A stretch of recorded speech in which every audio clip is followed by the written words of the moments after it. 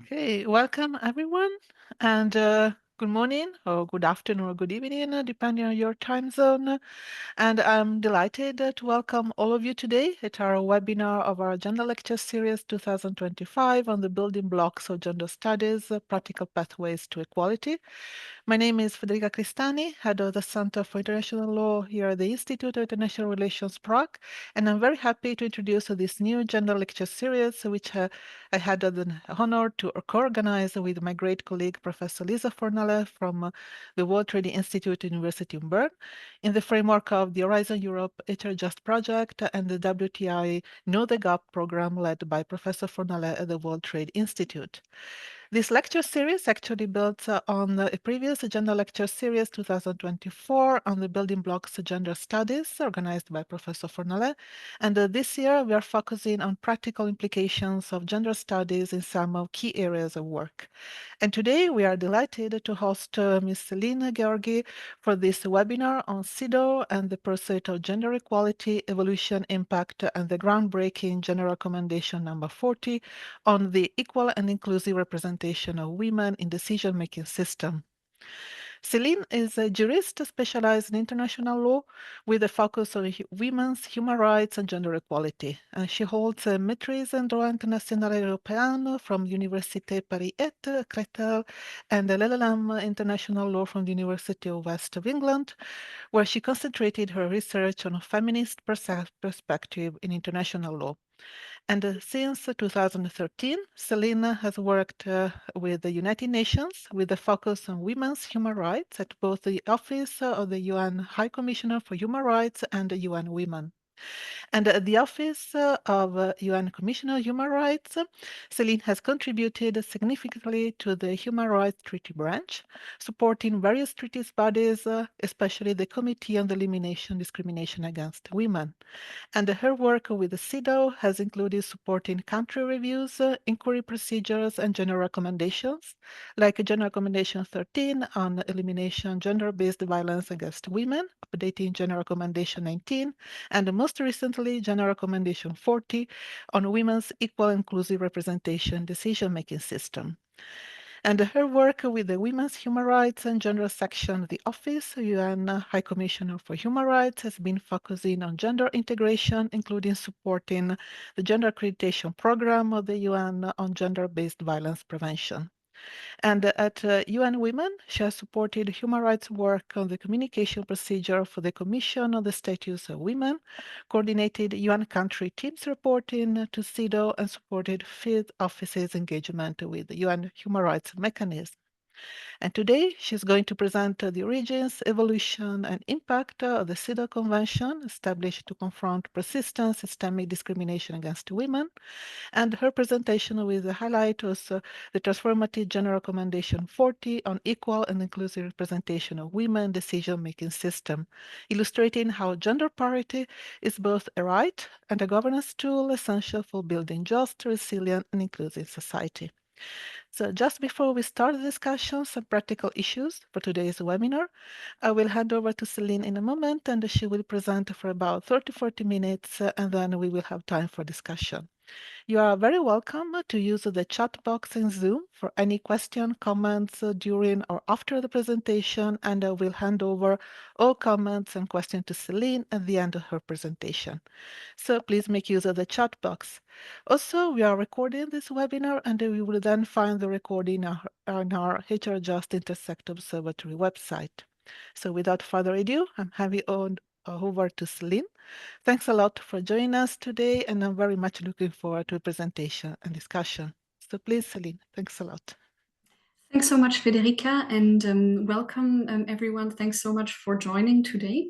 So I'll jump right in with the outline. So as Federica already mentioned, we're going to have a little introduction on CEDAW and its role, impact, the characteristic as a living document.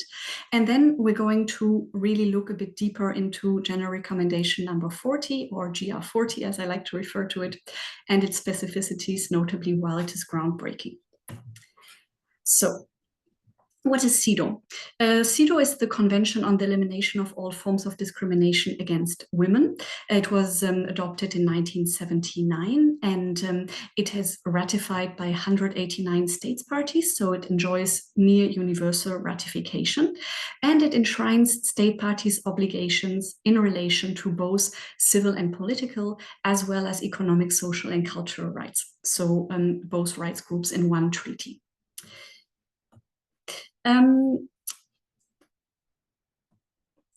But before we go to that, I just want to quickly speak about CEDAW a bit more. Just bear with me for 1 second. So CEDAW, so states that have ratified CEDAW are required to report regularly to the committee that is established by the treaty. It's a group of 23 independent experts. And in the context of this reporting procedure, the committee issues recommendations to states parties on how to strengthen implementation further. So now we get to the next slide, which is why do we need CEDAW, one might ask. The reason why I want to quickly look into that is because when CEDAW was adopted in 1979 and when it entered into force in 81, non-discrimination obligations based on gender in relation to accessing human rights were already enshrined in existing treaties, notably the International Covenant on Civil and Political Rights and the International Covenant on Economic, Social, and Cultural Rights, which also enjoy a very high number of ratifications. So why was CEDAW developed?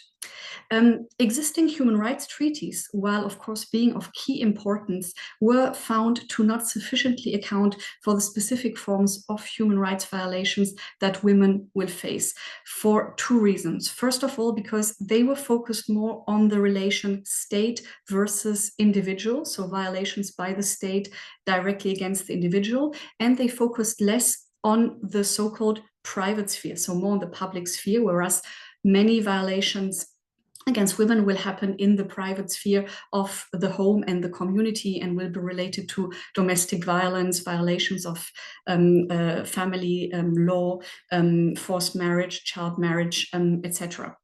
Furthermore, specific violations that women would experience in, for example, relation to the already codified civil and political rights, such as frequent discrimination in relation to equal nationality rights, were not explicitly covered. In addition, CEDAW is the first treaty that enshrines an explicit obligation to eliminate gender stereotypes against women, and thereby it recognizes that many of the human rights violations that women are faced with are rooted in gender stereotypes. And previous treaties also did not cover explicitly this connection.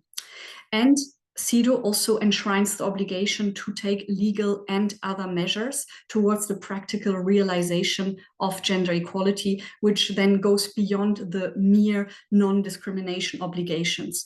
So CEDAW requires proactive action by states so that women have the same condition for an equality of outcome. And such legal recognition is, of course, necessary for accountability and to have a legal framework to explicitly address the systematic and institutional discrimination against women. However, it is important here to stress that CEDAW is supposed to not be the women's rights treaty alone. It is supposed to provide additional protection to women and to fill gaps in other treaties, but not be the only treaty on women's rights.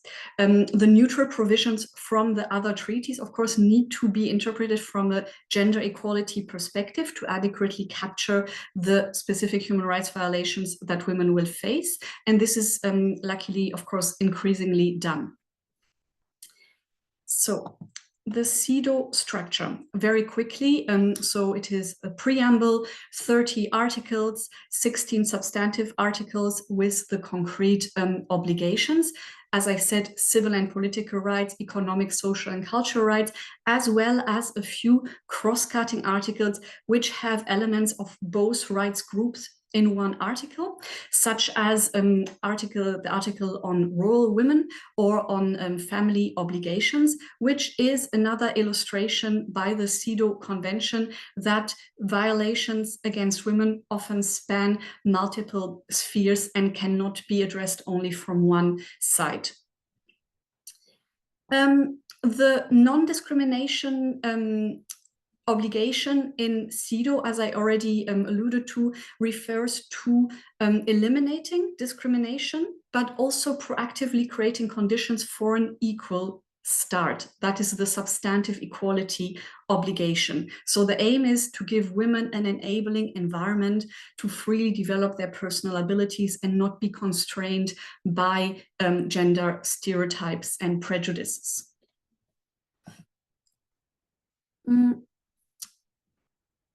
Intersectionality in CEDAW is a topic I also quickly want to have a look at because it is very important in the convention, because it has a very strong intersectional angle, despite not mentioning the word intersectionality explicitly. So the text of the convention already recognizes that there are situations where women will face discrimination, not only based on gender, but also based on another identity, as well as based on the situation of the intersection of gender with another identity, which then creates unique forms of discrimination that need to be addressed in a very tailored manner. And the convention recognizes this by providing examples of such situations. It refers, for example, in the preamble to women living in poverty, and in the convention to women of a particular marital status, pregnant women, and women living in rural areas. Protecting against intersectionality is in the logic of the convention because it has the aim to eliminate all forms of discrimination, which means any kind of situation of discrimination a woman can find itself in. And in its interpretation of the convention, in its reviews of states, parties' reports, the committee has further underlined this intersectional angle, issuing tailored recommendations to many groups of women and placing also attention on the fact that each group also has subgroups. For example, in its general recommendation number 34 on rural women, it refers to several situations that rural women can find themselves in, and has tailored recommendations in this regard. Then sorry, I'm struggling with several windows. Examples of impact. So impact, it's of course always an interesting question, and it's one that is often asked, what is the impact after all of these reviews, etc. But there is a lot of impact, and I cannot go into so much detail now, but we can also look at this a bit closer in the discussion later if you wish. But generally, as you know, a human rights treaty is a binding document, but it obviously has no enforcement character, and many implementation gaps remain, particularly in relation to CEDAW, which is a treaty that, despite the high number of ratifications, has also many reservations. However, the committee's recommendations do carry a lot of weight and have over the years led to many success stories. They hold states, of course, accountable and provide guidance. Civil society frequently uses and successfully uses their documents to advocate for legal change. And following the recommendations, many types of legislation in relation to legislation against gender-based discrimination have been adopted, gender-based violence.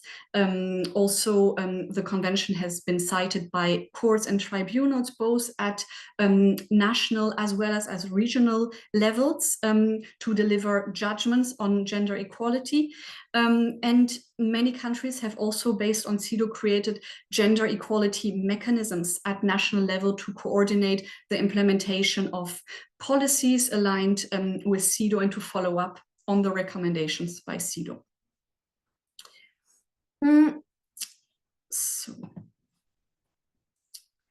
CEDAW was, as I said, adopted in 1979, which is a long time ago now. That's why it's particularly important to underline that it is a living document. So through the work of the committee, the convention adapts to the challenges of its time. So it adapts, it does not change, but it applies the logic and the aims of the convention to situations that were either not existent at the time of adoption or not recognized. And this makes sure that the treaty remains, of course, relevant. For example, in 1992, by virtue of its general recommendation number 19, the committee clarified that violence against women is a form of discrimination against women and is hence covered by the treaty, even though the treaty does not refer to violence explicitly. And its general recommendation number 35, which updated number 19, even came to the conclusion that the prohibition of gender-based violence had evolved into a norm of customary international law. So this was really the basis, these two general recommendations, for a lot of policies at national level to prevent and eliminate GBV, and is also a very good impact example. The committee has also increasingly been issuing recommendations in the context of state reviews and also in relation to GR40, as we will see very shortly, towards preventing discrimination in tech, both in its development and its monitoring, as well as in the nature of algorithms to prevent and correct gender bias, and of course also in the context of digital violence. This is of course a field that was not yet an issue in 1979, but to which the non-discrimination logic of the convention obviously applies. Another example for the adaptation of the convention is the committee's recognition of the gendered impact of climate change in individual recommendations to states, as well as in its general recommendation number 37 on gender-related dimensions of disaster risk reduction in the context of climate change. Following this little overview of CEDAW, we're going to look now at general recommendation number 40 on the equal and inclusive representation of women in decision-making systems. But before, I want to give a quick overview of what general recommendations actually are, a tool I've been referring to a few times until now. Article 21 of the Convention provides the committee with the possibility to adopt general recommendations. They are comprehensive documents that provide authoritative guidance on the convention, either on a particular article, such as general recommendation number 25 on Article 4, temporary special measures, or also on a particular theme that stems from a joint reading of several articles of the convention or the convention as a whole, such as, for example, general recommendation number 37 that I just mentioned. The possibility to issue general recommendations is, of course, a very important tool of the committee, because on the one hand, it's necessary in view of the very brief nature of a treaty that doesn't elaborate much on how an obligation is to be implemented, and in order to ensure that the treaty does not stay stuck in time, but that it evolves, adapts to evolving needs and situations. Okay.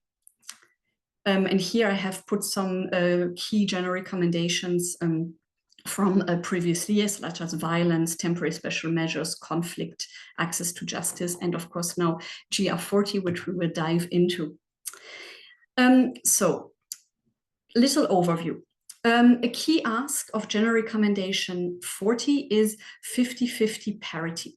So very importantly, and we'll look at that in more detail a bit later, it moves away from this 30% minimum requirement of women's representation that we will have frequently had until now. In the logic of CEDAW, it also aims to dismantle barriers that prevent parity, but also to take proactive measures to enable gender parity. So again, we have this combination of elimination of discrimination and enabling of substantive equality. It has a comprehensive approach, so it not only focuses on political representation, but it also indicates how parity should apply to each sector. And this comprehensive approach not only contains recommendations on how to directly achieve parity, but it also addresses the underlying determinants of parity, so to say. It has recommendations aimed at setting the right conditions and a frame to allow for parity. So this means, for example, that the committee looks in GR into how can school education be structured to ensure that girls can envision themselves and are surrounded by an environment that envisions them as future leaders. Or how do we reconceptualize care and support that it is shared truly and not disproportionately carried out by women, which results often in the significant time poverty, which is an important barrier for women to attempt accessing leadership and decision-making roles. It's also important to underline that GR40 follows a two-pronged approach. So it outlines, of course, how parity is a right, but at the same time, it also outlines how parity is also key to better address the challenges of the world.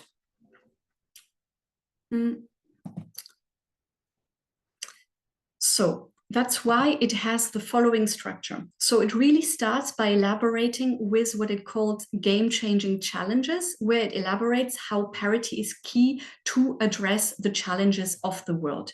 And let's look at that quickly. So it basically emphasizes that we are confronted with many urgent challenges, and it exemplifies a few, including conflicts, climate crisis, economic instability, and poverty, and illustrates how inclusive leadership in the past has led to successful outcomes. But it emphasizes at the same time that nevertheless, women remain frequently underrepresented, if not excluded from decision-making systems in these challenging areas. So it therefore aims to begin the general recommendation by outlining a paradox of a lack of parity. So then the text is structured that it follows with 7 pillars, which are principles that frame the GR. It has the normative framework, so the legal basis for the recommendations in the GR, and then it goes into the heart of the matter, general obligations and specific obligations. Importantly also, the language that is being consciously used by the committee here, so it moves away from improving to achieving, and from reducing to eliminating. So it really wants to have concrete goals and not just slightly improve the situation for women, but to really achieve equality now.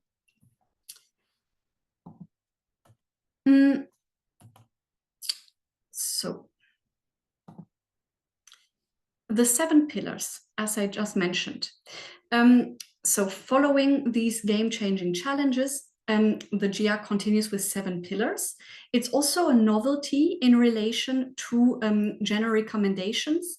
And these 7 pillars are supposed to enshrine the key principles and aims that frame the GR, and in the context of which the GR is to be understood. So first of all, parity as a universal norm. So the committee highlights that parity should not be a very ambitious undertaking, but should be the standard, the basis. Then use leadership with a parity approach. So in light of this increasing recognition, of course, also shared by the committee, that youth leadership should increase, the committee underlines that it needs to be implemented with a parity approach in this very logic of parity as a tool to better address the current and future challenges. Then intersectionality. So women in all their diversity need to be represented. So the committee requires proactive measures to be taken to ensure that access to decision-making is possible for women from all walks of life. Then a comprehensive approach, so all sectors, so not only, it's already very important, but not only political representation, but also other sectors such as the economy. And equal power. So women's representation should be truly equal, not tokenistic, and their voices should count equally. So that is very important. And then also there should be no hierarchy of themes. So here, for example, the committee underlines that in addition of women often being underrepresented and excluded, in a government, for example, when they do get a ministerial portfolio, these are often gendered. So women will be assigned education, social affairs, family, etc., while men will be more likely to be put in charge of finance, economy, or defense. And the committee underlines that while this gender division should stop, the work is not yet done by assigning women with a portfolio such as the economy. It underlines that the inferior value that is often assigned to portfolios deemed feminine should equally stop. So all portfolios should be recognized as having equal value and should be shared with a parity-based approach. And then the need for structural transformation of gendered roles, so making sure that gender stereotypes are eliminated, and that, for example, in relation to care and support responsibilities, this is truly shared so that women and men can equally integrate professional duties with care responsibilities. And then it also, another pillar is a stronger voice for women's rights, civil society. So we'll look at that also in a little bit. I want to dive a little bit deeper briefly on this issue of 30% to parity everywhere. So recommendations in the international and regional realm, including until recently by CEDAW itself, have often recommended a minimum of 30% representation. And the committee underlines in GR40 that, first of all, this has not worked, and the 30% has often been understood as the target in itself, and women's representation has often stayed way under the 30%. And furthermore, the committee underlines that setting a 30% minimum target is in itself a violation of the non-discrimination principles, as it conveys a certain degree of acceptability of the underrepresentation of women.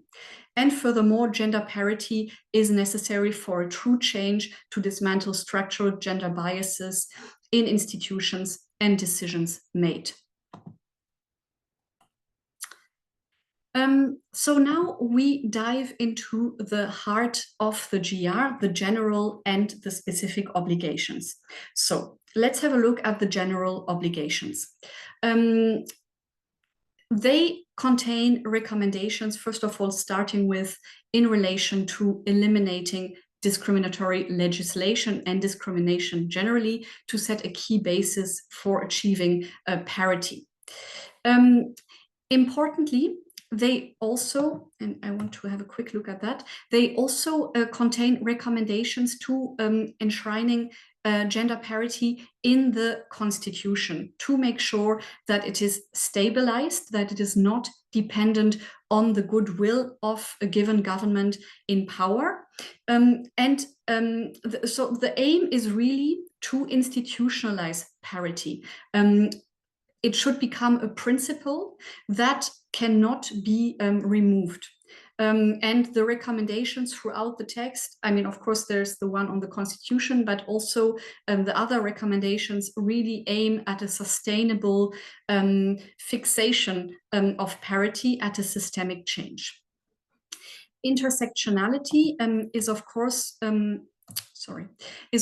a core aspect of the general obligations. So just to clarify, in the general and in the specific obligations, you, of course, find connections to the pillars again, but the pillars are really brief enumeration of the principles, whereas in the general recommendations and in the specific general obligations, and in the specific obligations, the committee really issues individual and often long lists of recommendations to really achieve this. So in relation to intersectionality, the committee highlights here again that women are not a monolithic group, and notes that intersectional discrimination will often create additional barriers to access to decision making. And it underlines that measures to achieve parity need to be such that they can ensure the representation of women in all their diversity, and that, for example, an intersectional gender perspective in measures towards parity needs to be included. And it also underlines importantly under these recommendations that all aspects of this general recommendation should be implemented with an intersectional angle.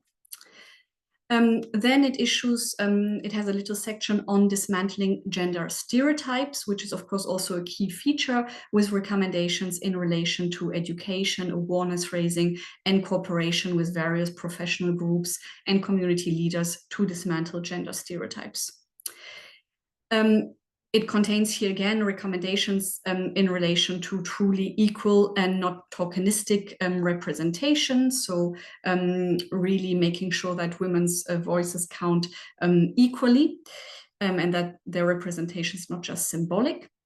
And then the section on general obligations also contains recommendations on the feature that I mentioned earlier, the underlying determinant, education. The section is called Education Towards Empowerment. And in addition to the points that I mentioned earlier, it also includes here recommendations on really unstereotyping, so how to remove stereotypical content from, for example, textbooks, and also teaching leadership as really a shared responsible undertaking. So moving away from viewing power as an eat or be eaten field, but one of cooperation, inclusivity, and collaboration, collective intelligence, to ensure that girls and boys can become the ethical leaders of tomorrow. Then, of course, it issues recommendations in relation to freedom from gender-based violence, both with general recommendations as well as some that are directed specifically to the situation of women in decision-making systems. And it also really, throughout the general recommendation, it issues recommendations on strengthening the voice and the role of women's civil society. So to really set up spaces where women's rights groups can advise policy making on all issues and not only those that are narrowly perceived as women's issues.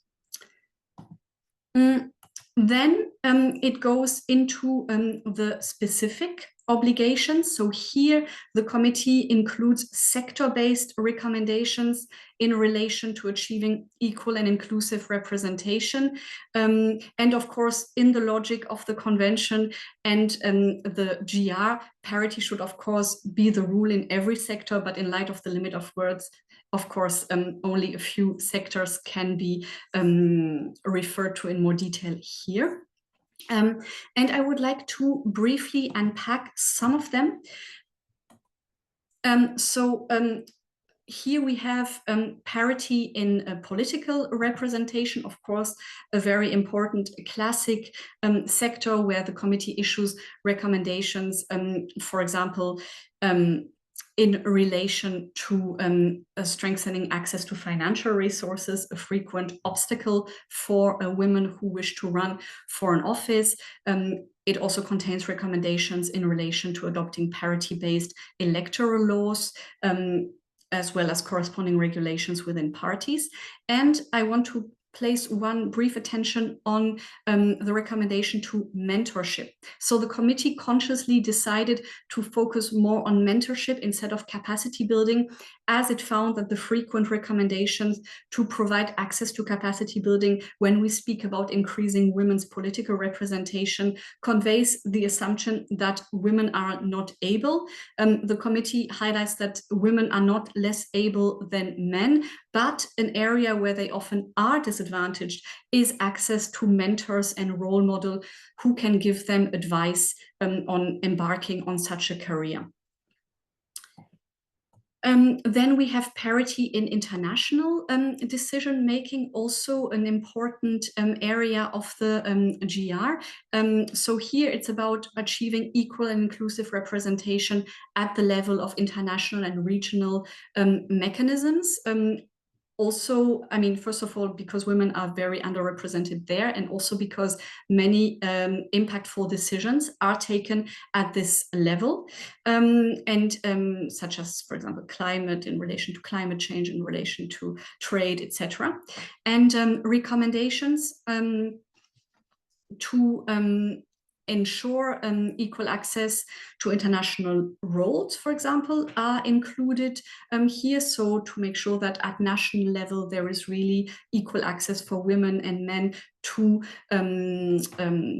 run for such roles.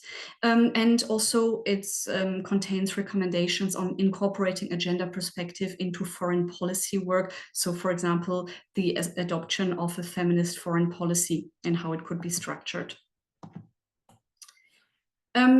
Parity in peace and security decision-making is another section of particular relevance in the GR. So here the committee observes that in areas such as conflict prevention, peace negotiation, and peace building, women are dramatically underrepresented, despite also research showing that their participation has led often to more sustainable peace. And it issues really comprehensive recommendations for parity in all areas and at all levels of decision-making in these sectors, including, of course, in the logic of strengthening the voice of civil society, of a strong and fixed involvement of women's groups. It also recommends to integrate a gender perspective into conflict prevention work, for example, by adding gender-based indicators among early warning signs early warning mechanisms for crisis and conflict, such as the decrease of women in public spaces, spikes in hate speech and sexual violence. It also recommends to expand the women, peace and security agenda to address new security threats, for example, in relation to pandemics, climate change, and economic crises. And the committee also intends with this particularly large section to complement Gender Recommendation 30 on women in conflict prevention, conflict and post-conflict situations, to include this more systematic parity angle and new developments. We have then a section on parity in economic decision-making, which is also very large. Here, the committee issues recommendations, for example, in relation to parity on boards and managements, access to procurement opportunities, and equal access to finance products. It also contains recommendations relating to dismantling discriminatory legislation, such as indirectly discriminatory tax legislation. Recommendations are also contained in relation to ensuring equal access for women in innovative sectors and same startup opportunities. And then recommendations are also made in relation to the structure of the world of work as such, so recommending a more flexible structure as a beneficial tool for both employees and employers, based on the premise that if employees have the possibilities to combine their job with care responsibilities or other job priorities in their lives, they will be able, other non-job priorities, sorry, they will be able to deliver better results. And also, of course, the committee issues here several recommendations in relation to investing in social infrastructure and building stronger and stable support structures. Equality in the private sphere. So here also it's an important underlying determinant. The committee has a section on that towards the end, which is related really to the general recommendations principle of a structural change as an important factor towards parity. It illustrates that if women are oppressed in the private sphere, if they are in charge of all the largest share of domestic tasks and care and support work, and if they lack control over their sexual and reproductive health and rights, this will lead to severe barriers for them to attempt accessing a decision-making role in any sector. So here it's already a barrier at square one, and the committee also issues several recommendations to address these particular forms of discrimination. I want to run a little bit quicker through this presentation so we have time for the discussion. So one more factor, which is not a specific sector in the GR, but which has its specific slide here, is parity in technology and AI decision making. The reason is that it is a very important recurring factor of this general recommendation. The committee recognizes that the very rapidly evolving technological transition, the fifth industrial revolution, needs to be approached with a parity perspective to ensure that it does not transfer gender-based discrimination from the analog into the digital world. And to even explore how the potential of the technological transition could be used to possibly accelerate gender equality. So recommendations in this regard re-emerge throughout the text and are situated, for example, around ensuring gender equal algorithms, ensuring girls equal access in STEM, so science, technology, engineering, and mathematics education, and of course, women's equal access to STEM leadership roles, to have also parity in this sector. And lastly, urgency and collectivity. So the last slide goes under this title in reference to the two last sections of GR40. So following the specific obligations, the GR continues with a section on accountability and monitoring of the GR obligations, where it underlines again and it issues a reminder that the implementation of parity is urgent and overdue in terms of both rights implementation as well as in terms of tackling the challenges referred to at the beginning of the text, the game-changing challenges. And it therefore recommends that states parties really make an express commitment and mobilize resources to achieve parity by 2030, which is the repeated target throughout the GR. And then the last section, and that is in relation to the term collectivity, that's the section with which the committee closes the text. It's addressed to the international community as a whole, where it outlines recommendations such as anchoring the principle of parity in future international frameworks, interpreting existing ones with a parity angle, and adopting parity mechanisms for the membership of all UN bodies and mechanisms. And also it gives the recommendation to consider establishing new mechanisms on parity specifically to support implementation. So this is a quick run through the CEDAW GR40. Which I really recommend you do. And I'm now here, thanks so much for your attention. I'm now here to answer any questions that you might have. Thank you so much, Selina. That was fantastic. It was a great insight on the GR recommendation. And I have already many questions, but I will not abuse of my role as a chair. So I will open immediately the floor for any question that you may have. You may use, you can just raise your hand, virtual or physical, if your camera is on. Or can you type in the chat and we are here. So, any questions? Hi, I have a Hi, question. Celine. Please I'm go also ahead. Celine. Very nice to meet Hi. you. Thank you. It's a very nice lecture. I really liked it, and I have some questions about it. First of all, you mentioned like in the presentation that there's gonna be like some kind of penalties for non-compliance and incentives for like the countries that are following the GR, and I wanted to like maybe you can tell us more about it, like what kind of penalties exactly is it, like how strict is this GR, and how, because like it depends on how effective is it going to be, so that's why I was wondering. Is the first question. I also have like I think it's only in like 33 countries that are like members, or like the states that agreed to that. So I was like also wondering how, because it's such a nice framework, and it would be really great to maybe expand it to other countries that have like less like smaller level, that are less developed, that have smaller level of like gender equality. So that would be also nice. Like, is there like framework for that as well? Is it planning to expand or not really?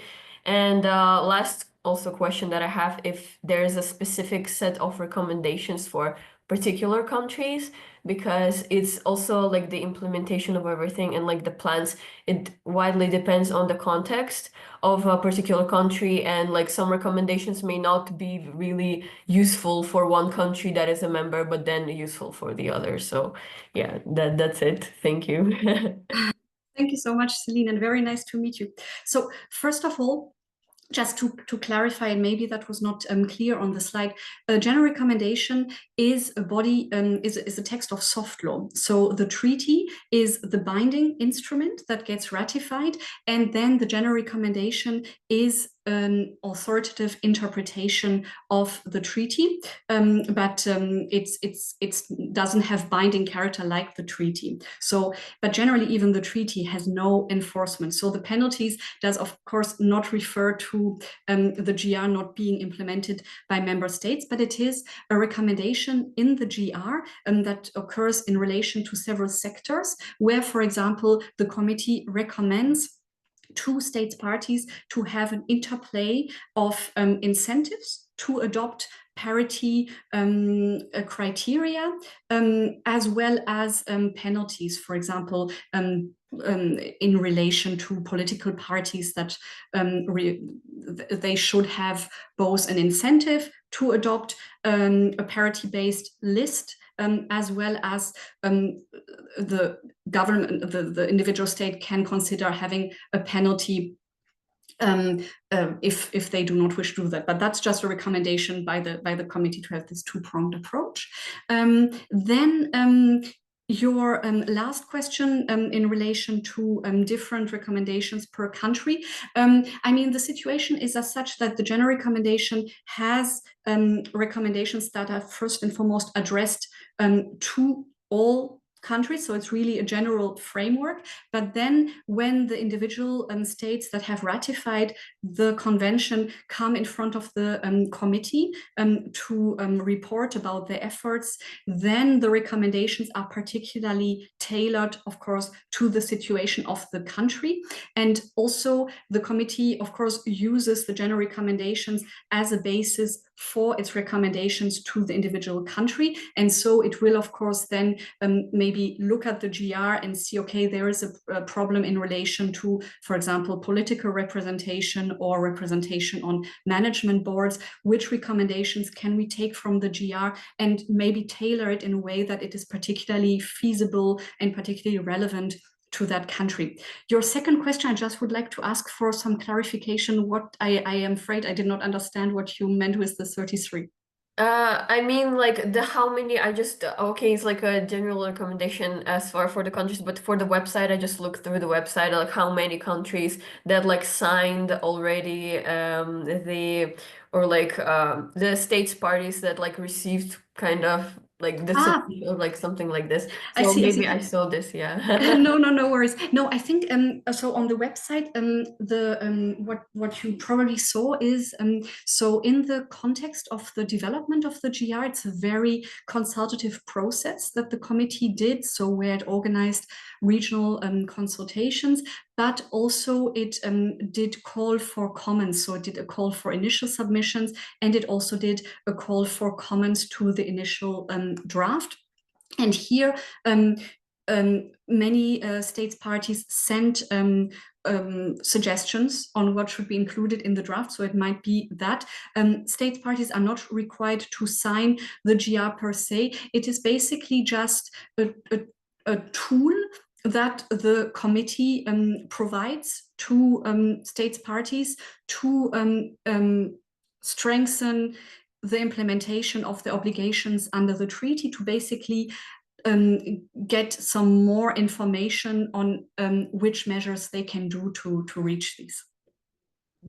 Okay, thank you very much. Thank You're you. most welcome. Thank you. So thank you so much. Do we have other questions, remarks?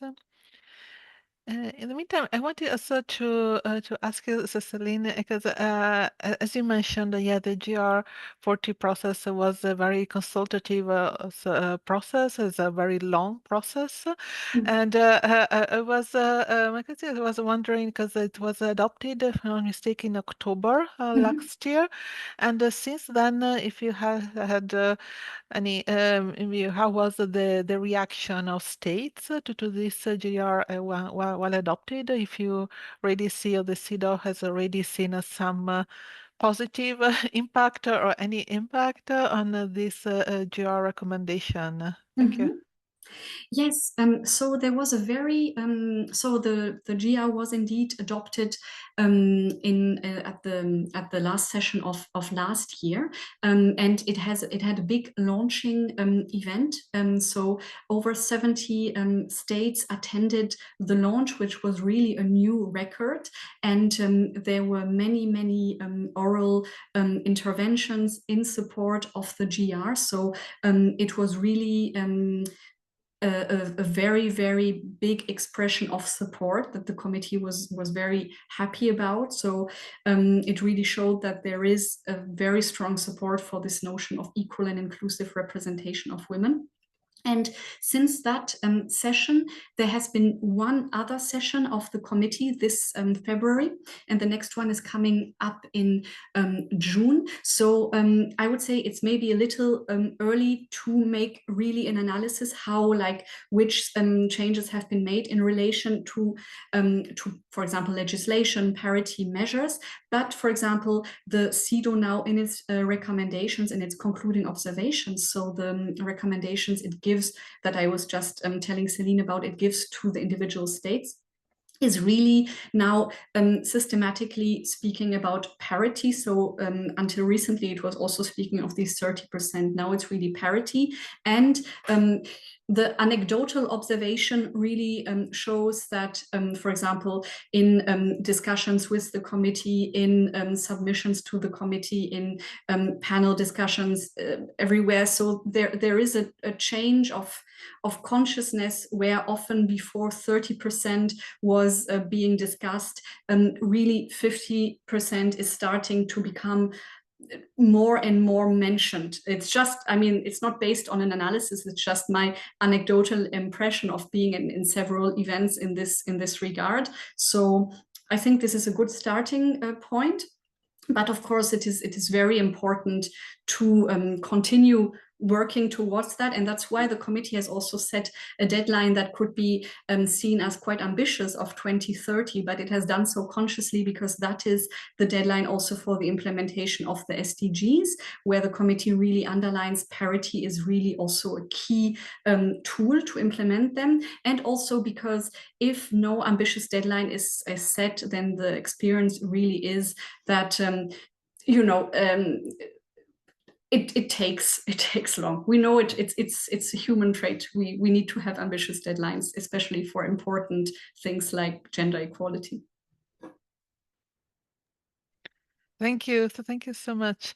And I had also another because it was I think it was super interesting when we were referring about the language that was used and that was started to be changed because yeah, language matters even though in soft law instruments because then there is Mm. actually the ambition that maybe can be used also in hard law than instruments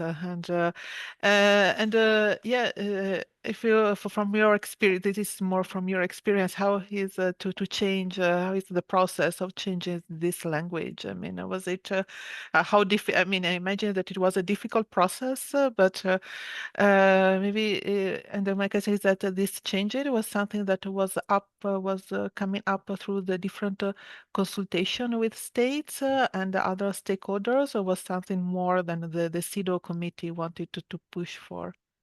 Yeah, this is really something the CEDAW committee wanted to push for, and for which it also received a lot of support. For example, in its discussions also with different actors from states, from civil society, academia, because it really thought that gender inequality and discrimination has been going on for so long. I mean, of course, already before the discovery of the need for the CEDAW Convention in the 70s, but already before. And the committee also has observed that, you know, often also coming from a good intention, terminology such as increase, for example, women's representation was used because sometimes, you know, you have a situation where women's representation is so little. Let's say it is a situation of 5%, and then it seems like, oh my God, this is it's asking for too much to say increase these 5% to 50%. But the opposite measure of saying, okay, let's agree on the 30%, increase these 5% to 30%, has not led to, you know, a more fast result. It 30% became the new norm. So now the attention or the idea of the committee was, let's really have targets that might be called ambitious, but that are just about fairness and rights implementation. And let's also convey with the language that they should be achieved, that we should not take just baby steps towards them, but that this is really overdue. And language conveys so much. So that's why it was really a conscious decision from the outset. And it received a lot of support. So the same as, you know, seeing results in relation to parity, seeing results in relation to using that language, it needs to still be observed. But the committee, based on the many discussions it had with different stakeholders, is very optimistic. I mean, I'm saying was because at the time of the adoption, but is of course still very optimistic that this would work. Thank you. Thank you so much. I think this wraps up perfectly so our webinar. It was really great. So thank you so much, Celine, for staying with us today, for sharing so much with us today, and for this super interesting presentation and discussion. Thanks to all our participants for staying with us, also for the debate and the questions. And also thanks to the research team from the World Trade Institute or the University of Bern who has joined us today. And last but not certainly least, thanks again so much to the conference service of the Institute of International Relations Prague, Anastasia, Ivan, and Joanna for organizing these events. And also to Barbara Lukasheva, Vasilin Gulieva, the junior researchers of the HRJust project for their great support for the Gender Lecture Series. And I invite you all to stay tuned also for the next webinars in the series. And you can explore the full programs in all our websites and social media. Thanks again so much to everyone. Thanks again so much, Celine. Take care and have a great day. Thank you. Thank you. Thank you.